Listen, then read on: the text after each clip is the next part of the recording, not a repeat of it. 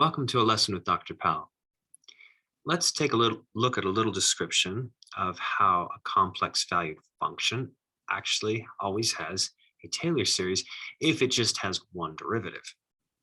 Um, so what we have, it has um, one derivative as we were discussing, then we have this equality right here, which we could do a little bit of algebra here. Notice that this is like a geometric series. Rewrite it as a geometric series.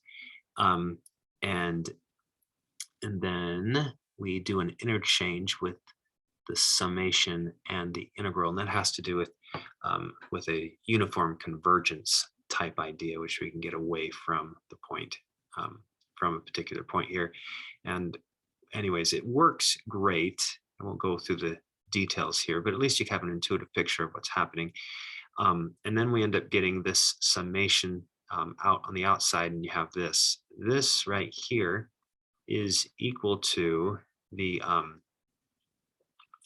derivative, the nth derivative from the formula that we had, but not quite. It's a little bit different. I guess we have the 1 over 2 pi. We got to put that in here.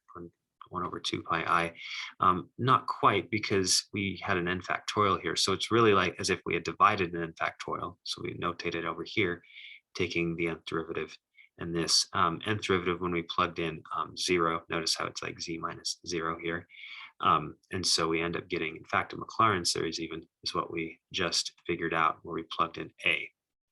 So kind of a beautiful idea that just knowing that one derivative exists, you get all of them, and not only all of them, you even get a Taylor series. So that means that the normal Taylor series that we have for functions of a real variable, since that's just a piece of the complex function, and we know one derivative exists, actually the coefficients there for those are the same coefficients that we have for a Taylor series in complex variables, where we can stick in complex values. So all the Taylor series ideas that we have for real functions carries over very nicely for complex functions with the same coefficients.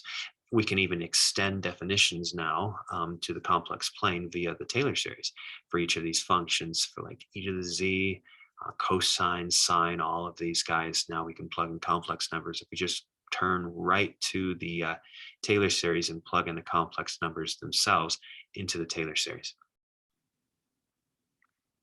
Thanks for watching.